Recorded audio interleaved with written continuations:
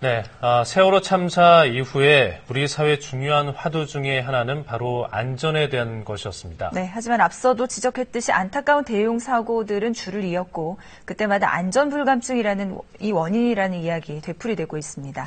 모은희 기자가 나와 있는데요. 네. 정말 왜 이렇게 고쳐지지 않는지 또 그럼 어떻게 해야 되는지 모르겠어요. 네, 우리가 이렇게 대형 사고를 접하다 보면 위기의 순간에서 내 스스로만큼은 내가 지켜야겠다 이런 다짐을 하게 되는데요. 네. 학생들의 경우에는 1년에 50시간 정도를 안전교육을 받도록 돼 있습니다. 하지만 단순 시청각 교육에 그친다든지 일부 학교에서는 입시 공부로 이걸 대체해버리는 경우도 있다고 하는데요. 우리 아이에게 공부보다 더 중요한 게 무엇인지 한번 생각해봤으면 좋겠어요. 그래서 위험에 처했을 때 우왕좌왕하지 않으려면 실제 체험만큼 중요한 게 없는데요. 전국에 종합안전체험관이 10곳 있으니까 시간 내서 가족들과 소중한 경험 해보시기 바랍니다.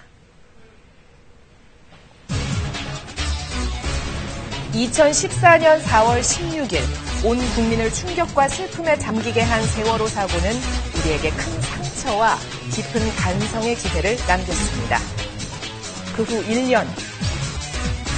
사고 이후 안전의식의 중요성은 강조됐지만 여전히 안전불감증이 원인이 된 대형 사고가 우리 사회 곳곳에서 끊이지 않고 있는데요.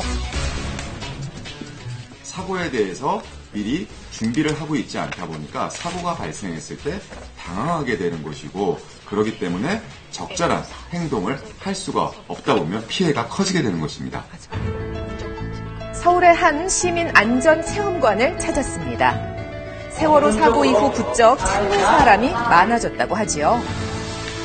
약 2시간에 걸쳐 각종 자연재해와 사고를 직접 겪으며 대처법을 배우게 됩니다. 이건 지진 상황이네요. 태풍 체험도 실제 같지요. 단순히 이론 교육뿐만 아니라 실제로 살아있는 경험을 통해서 안전의 의미에 대하여 되돌아보는 시간을 가지게 됩니다. 교통안전체험도 빼놓을 수 없습니다. 지난해 교통사고 사망자만 4,800여 명. 안전띠만 잘했어도 훨씬 줄었을 텐데요.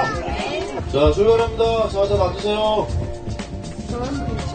구불구불한 도로 시뮬레이션에 시행에 맞춰서 의자가 왔다 갔다 기울어집니다.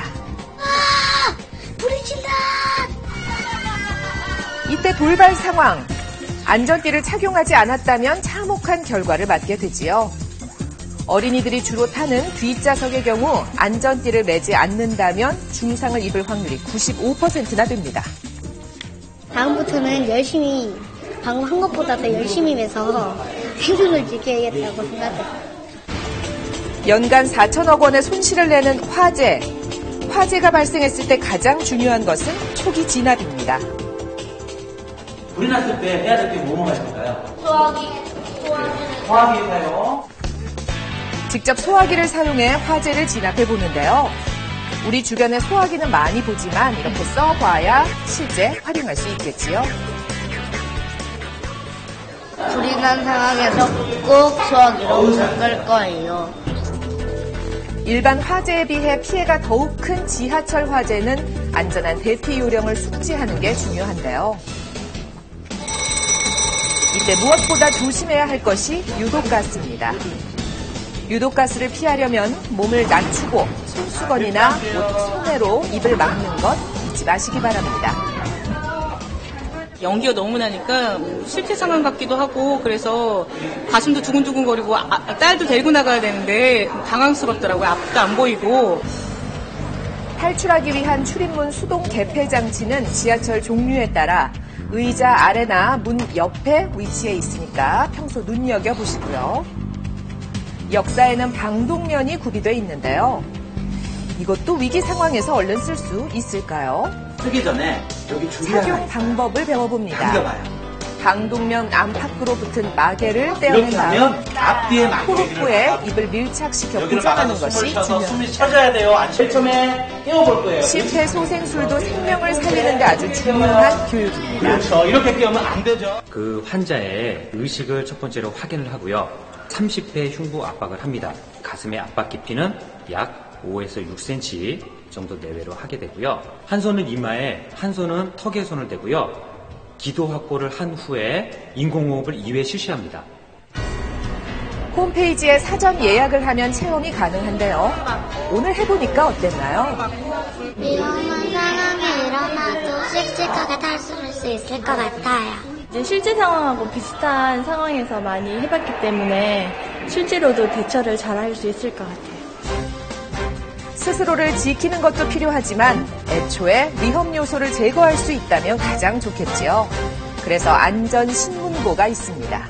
저희 안전신문고는 실생활에 일어날 수 있는 안전 취약 부분에 대해서 즉시 신고할 수 있는 통합 사이트를 개설해야 된다는 취지하에 만들어졌습니다. 한 달에 약 1000여 건의 위험 요소가 접수되고 있는데요. 누구나 안전 파수꾼이 될 수 있습니다. 이 학생은 동네 담벼락을 눈여겨봤네요. 지나가다가 이 벽을 보고 안절부절했는데 몇 년 전부터 이게 계속 금이 가서 신청하게 되었어요. 안전신문고 이용 방법은 간단합니다. 진단이 필요한 곳을 촬영해서 스마트폰 어플리케이션이나 홈페이지로 신고하면 됩니다. 처리 결과도 알려줍니다.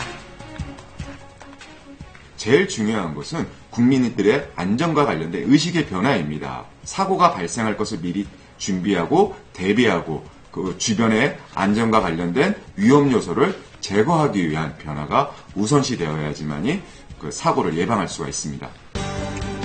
더 안전한 대한민국을 만들기 위해 다 함께 주변을 점검하고 행동에 나서야겠습니다.